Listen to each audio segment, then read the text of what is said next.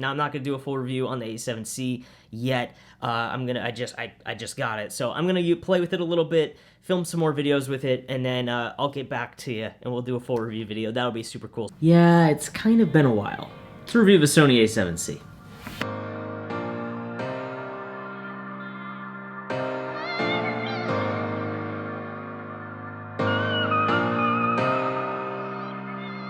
Alrighty, boom. I wish I could have the camera here, but I'm filming with the camera, so yeah. So I've been using the Sony A7C for about 2 months now, and I've gotten a pretty good idea of what it's good at and what it's not. And today, I really want to talk about, is this camera really worth the $1,800 price tag? So in this video, I'm going to highlight a couple things that I like about the camera and a couple things that I don't. Hi there, my name's Jared Mock. If you're new to the channel, welcome. Glad you're here. On this channel, we talk about the tips and tricks to boost the production value of your video, as well as your live stream, and some tips on how to grow them. So if any of that interests you at all, be sure to hit that subscribe button. We'll greatly appreciate it. All right, let's talk about the camera. Oh, and real quick, I'm not paid, sponsored in any way by Sony to talk about this camera. Someone commented on a previous video and said, oh, it's totally a paid video. Yeah, that's hilarious. I thought that was really funny, but just quick disclaimer. All right, let's talk about a couple things I'm not a huge fan of with this camera. First, let's talk about the touchscreen. All right, so first talking about the screen, it's a nice, fully articulating flip-out screen, which Sony, for some reason, doesn't have on all of their cameras. It's just great to have a full flippy screen. It's just, I don't know why they don't put that on all their cameras. But yeah, that's about the only thing I really like about this touchscreen. The only thing you really can do in terms of touch functionality is kind of like what's called spot focus, which is essentially like a focus lock. But other than that, this touchscreen really isn't all that useful. There's no menu options or anything like any interface integrated into the touchscreen, which is kind of unfortunate. But yeah, it's kind of a bummer with the touchscreen because it's really nice to have that menu integration and an actual user interface. But hopefully this is something that can be added and integrated in with a new firmware update, but I guess we'll see. All right, let's take a look at the eyepiece. All right, so right off the bat, this eyepiece right here is really small.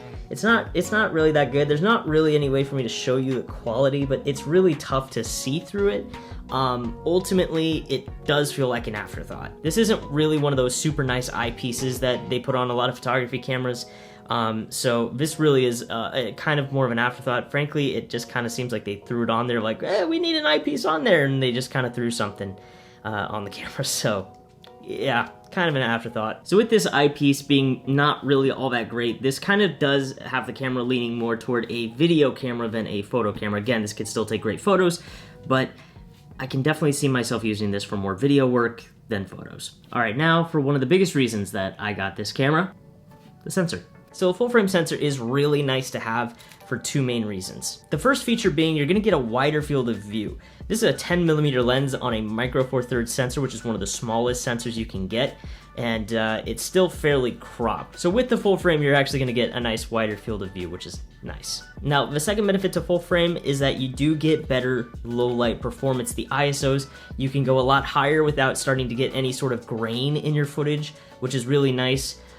So you get, if you want to film at night or you're doing night photography or anything in low light circumstances which you don't have much control over, this is going to help you out a ton. I will say, coming from the Micro Four Thirds system from Lumix, which is still fine, it still looks great, it struggles in low light, and again, it's a crop sensor, which means it crops in on your footage.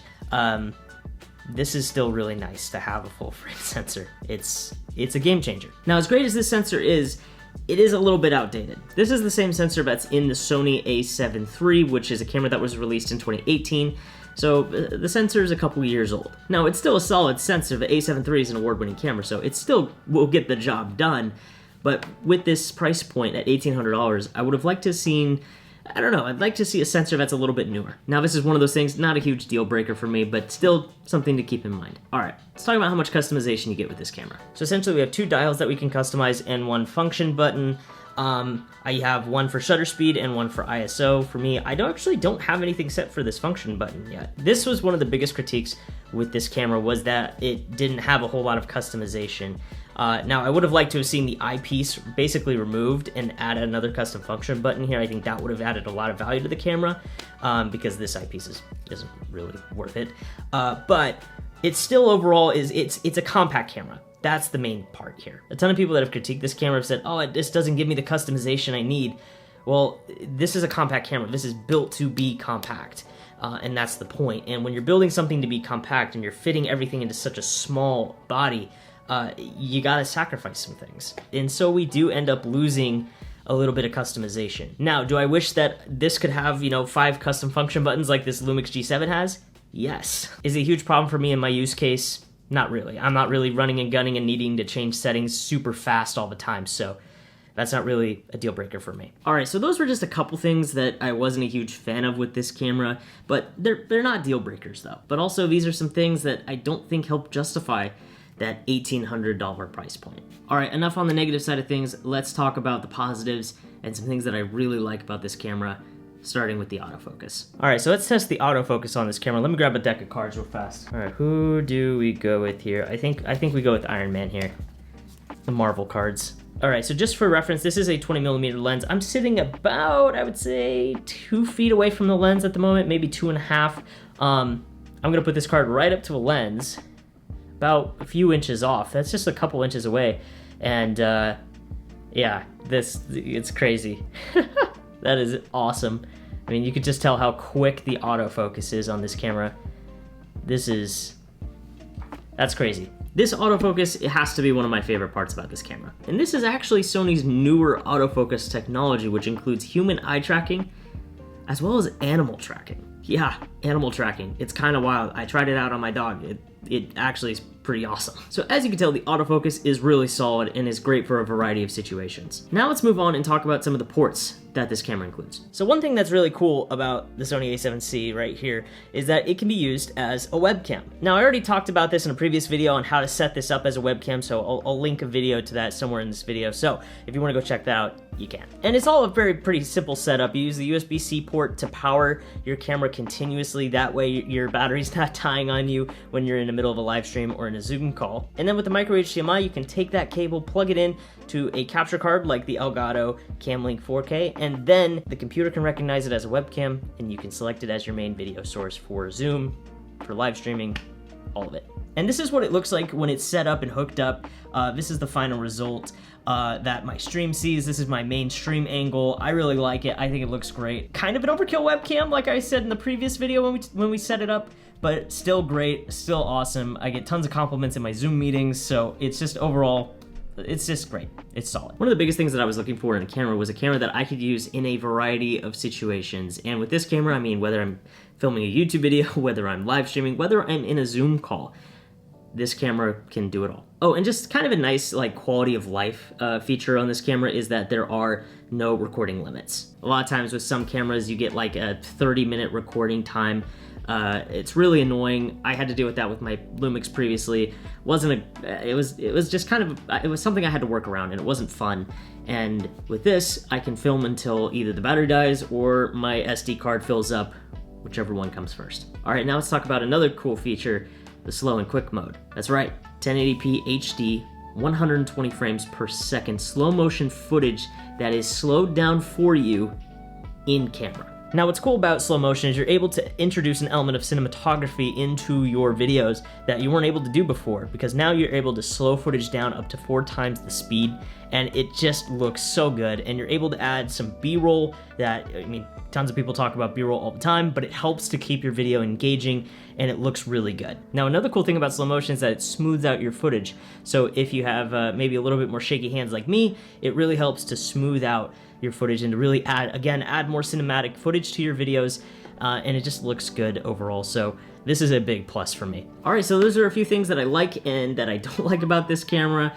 I know there's some features in this camera that I probably didn't address in this video, but those are a few things that I just wanted to highlight. Now the question is it worth $1,800? And really, who is this camera for? Now when it comes to price, I just don't think that this camera is really worth the $1,800. Now don't get me wrong, there are still some great features with this camera, you know, the full frame sensor, 4K 30 frames per second, and then the slow and quick mode, you know, for slow motion footage. Lots of great stuff with this camera. But when talking about the Sony A7C and a compact camera, really, 1800 is a bit high. I mean, I think that if you are looking at buying this camera, I think finding it used for around maybe 1500, I think would be a more fair price point for this camera. Now, talking about different use cases for this camera, what's it made for, who's going to be using it, and what are they going to be using it for? I really can't see this being a professional videographer or professional photographer's main camera. And there's one reason for that. This camera only has the single SD card slot, when a lot of professional grade cameras do have the dual SD card slot. That way, if something happens to your main card, then you have a backup ready to go. So for that feature alone, I don't think a lot of professionals are going to be using this as their main shooter. Maybe more of a secondary shooter, maybe a second camera, but for the most part, this is a really expensive hobbyist camera. Now, speaking of hobbyists, this really does lean more into the YouTube and content creator space. This camera does feel like it was built to add some versatility with the variety of features, from 4K to, you know, the built-in slow motion to being able to use this as a webcam. I mean, there's a lot of cool things you can do with this camera, which lends it to really being an awesome camera for YouTubers. But yeah, I do think this leans more toward the YouTubers, the independent content creators, the hobbyists. Again, though, I do think the price is a little too high, though. But overall, bottom line, I still think this is an amazing camera that has a wide variety of use cases and is great for anybody looking to get into the full-frame camera world, wanting to enter this space, and maybe not wanting a huge, giant camera, something a little bit more compact. It's nice. All right, so those are my thoughts on the Sony A7C. I would love to know your thoughts and pass the question off to you. What do you think about the Sony A7C? Is there some features that you would like to see added? Is this a camera that you would be interested in getting, or is maybe there another camera on the market that fits your use case better? Would love to know your thoughts down in those comments below. But with that, thanks so much for watching. Appreciate you guys. Hope you enjoyed today's video. If you guys like this video, be sure to hit that like button. And if you want to see more stuff like this, be sure to hit that subscribe button. Again, thank you so much for watching. Appreciate you. And as always, I'll see you in the next one.